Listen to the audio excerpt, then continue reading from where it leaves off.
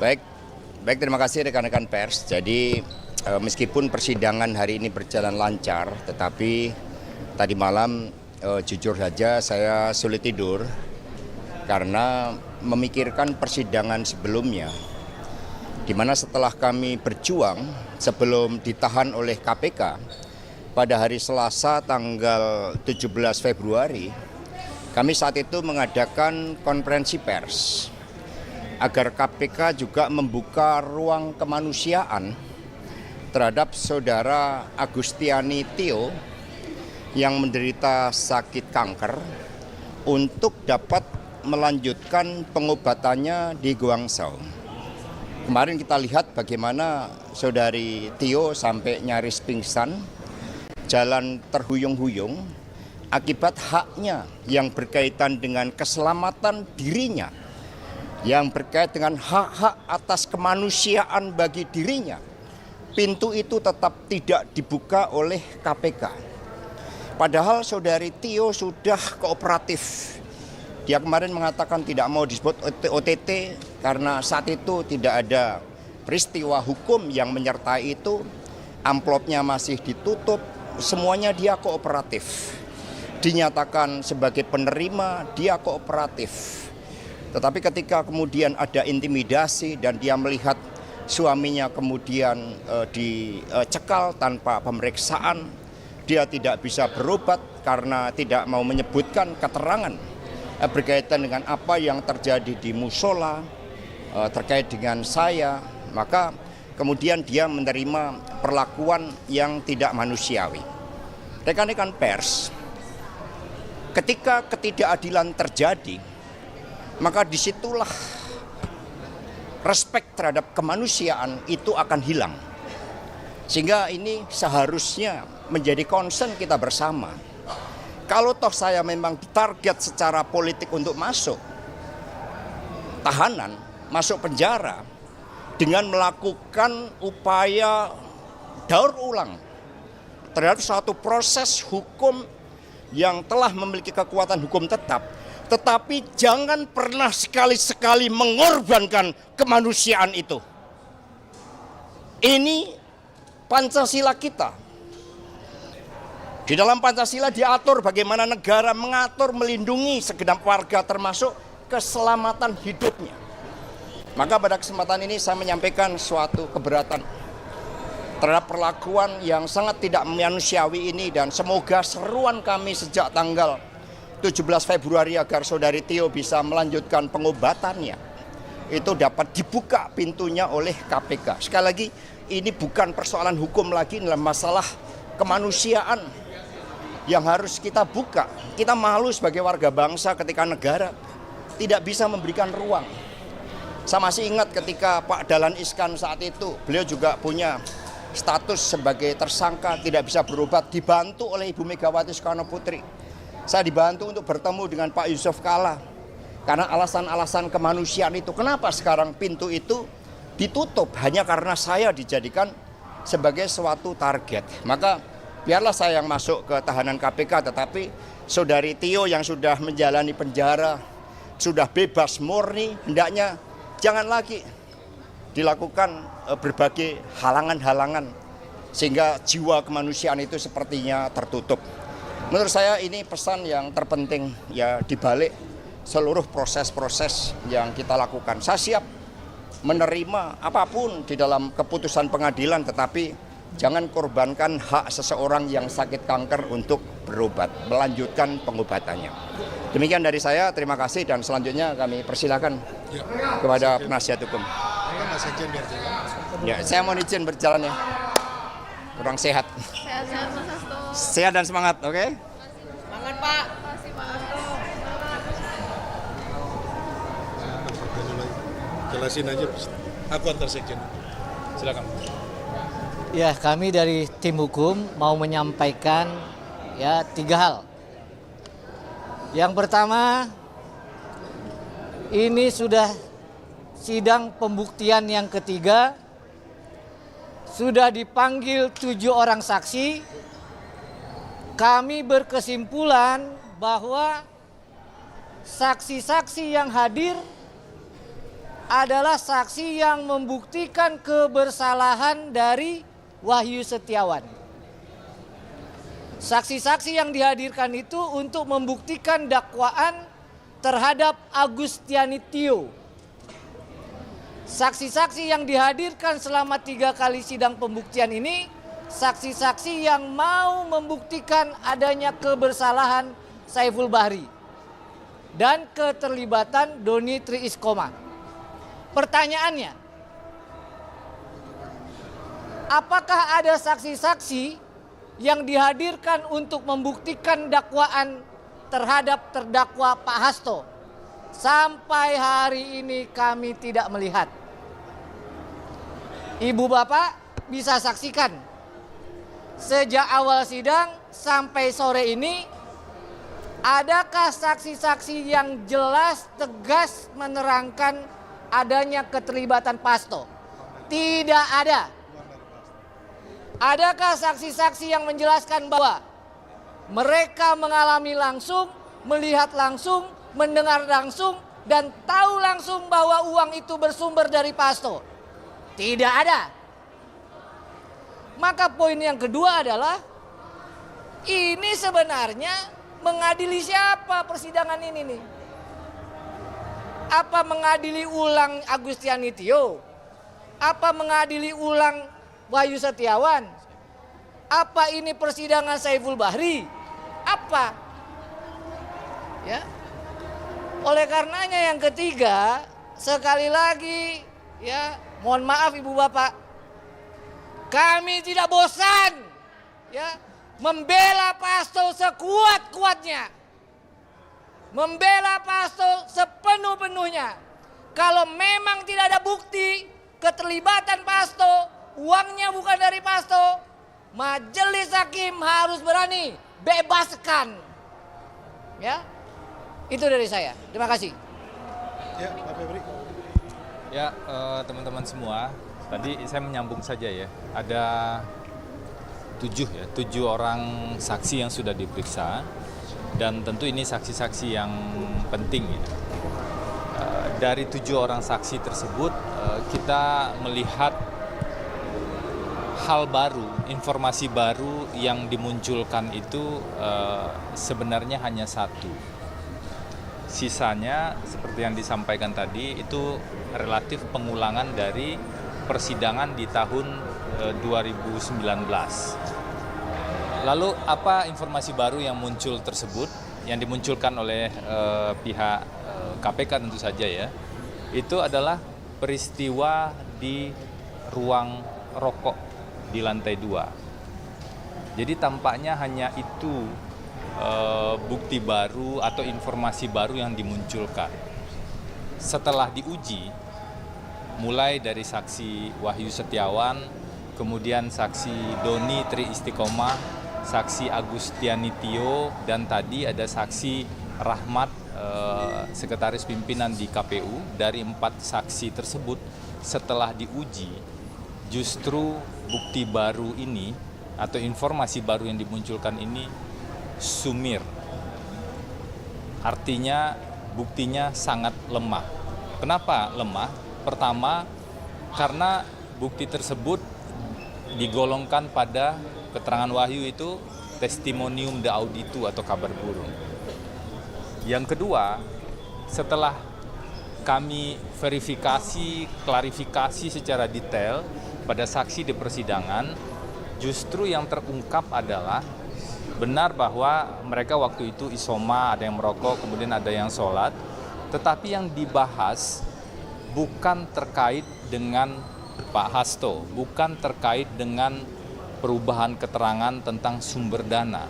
Yang dibahas justru adalah Wahyu curhat atau Wahyu bercerita, Wahyu bertanya pada Doni Tri Istiqomah terkait 2 perkara yang sedang dikenakan pada dirinya.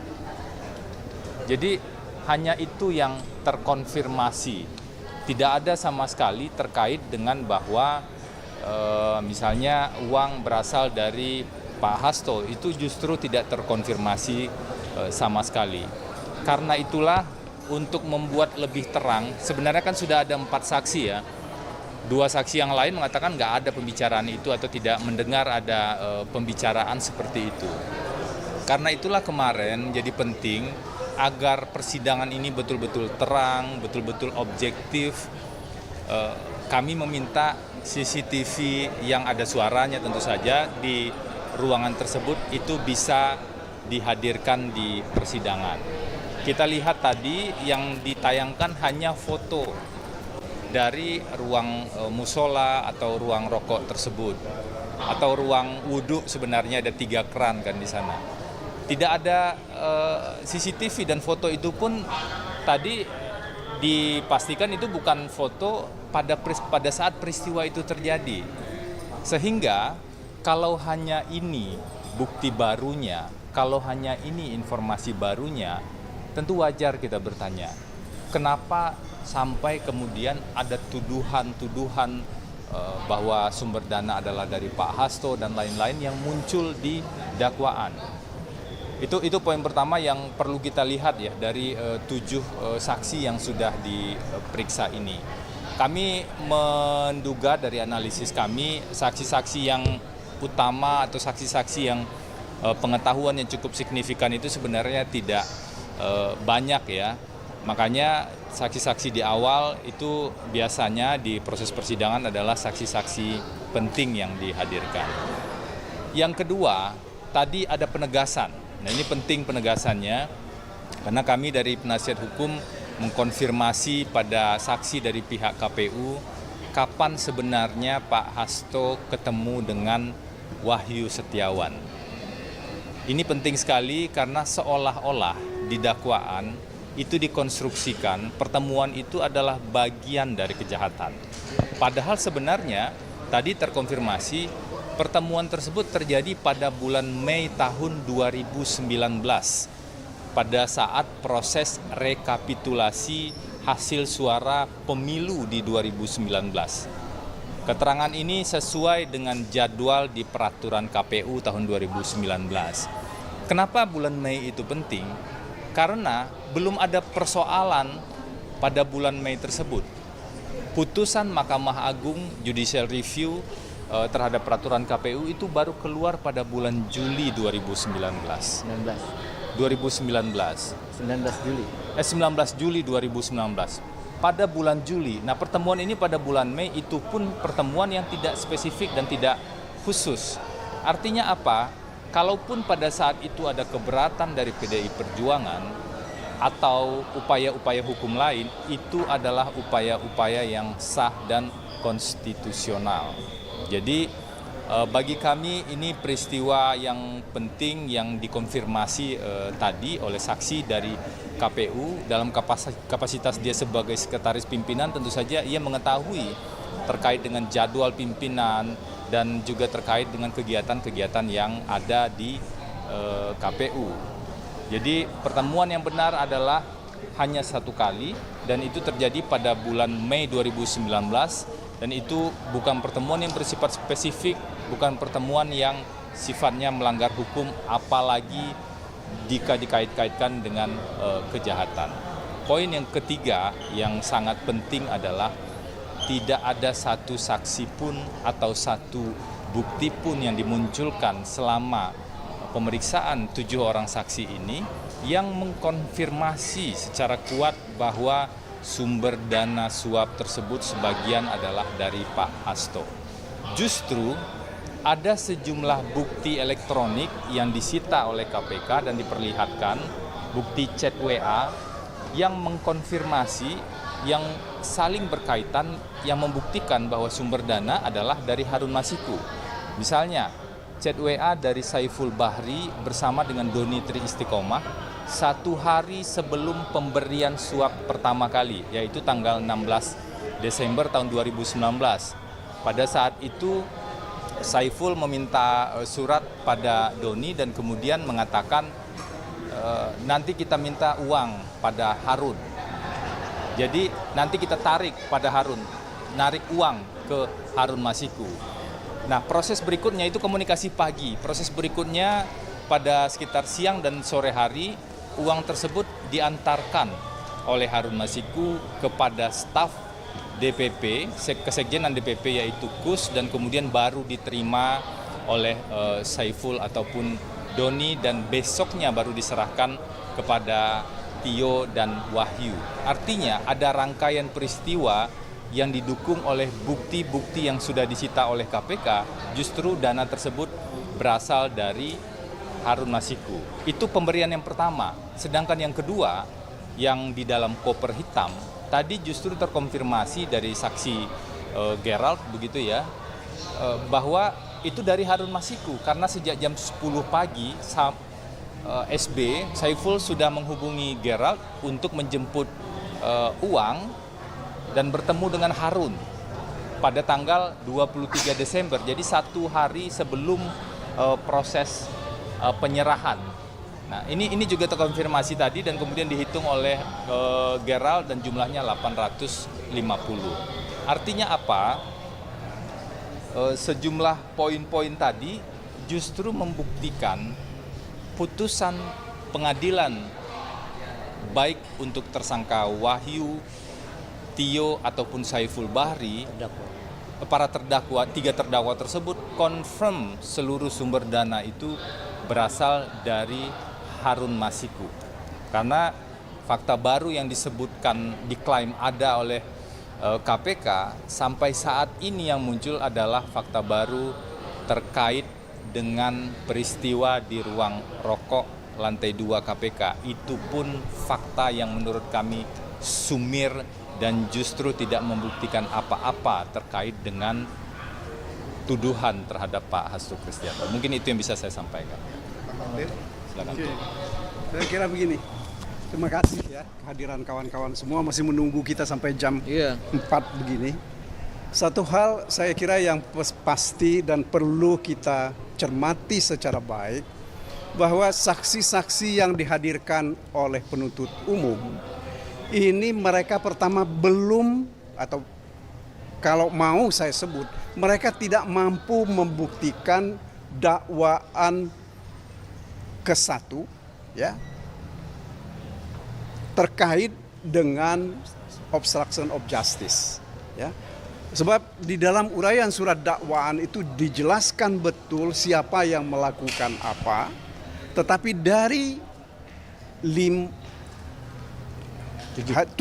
orang saksi yang dihadirkan sampai hari ini, belum ada satupun yang menerangkan mengenai peristiwa obstruction of justice ini. Nah, saya nggak tahu kepentingan sebenarnya yang harus kita lihat, kepentingannya mereka ketika itu menjadikan obstruction of justice ini sebagai perkara pokok di dalam perkara ini apa? Ini yang kita tidak pernah tahu. Ya.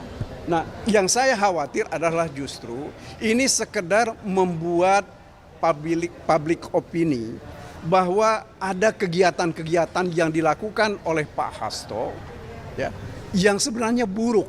Ya. Kenapa saya katakan buruk? Karena mereka mau mengesankan Pak Hasto ini mau merusak sistem hukum kita. Ya. Bahkan kan selama ini kita tahu seolah-olah larinya Harun Masiku karena perannya Pak Hasto. Nah, akan tetapi sampai hari ini ya, framing terkait dengan penghalangan penyidikan ini tidak pernah mereka bisa buktikan.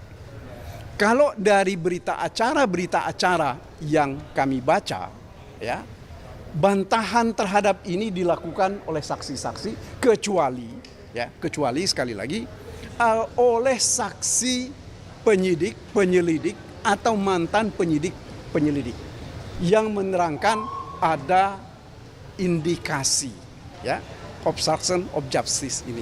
Ini saya kira yang pokok. Saya kira kalau mengenai suap tadi sudah diterangkan oleh teman-teman, apalagi terhadap uang ya. Tidak ada saksi yang real atau secara jelas mengatakan bahwa uang itu berasal dari Pak Hasto. Dan juga tidak ada saksi satupun yang mengatakan bahwa ada perintah Pak Hasto untuk menyerahkan uang.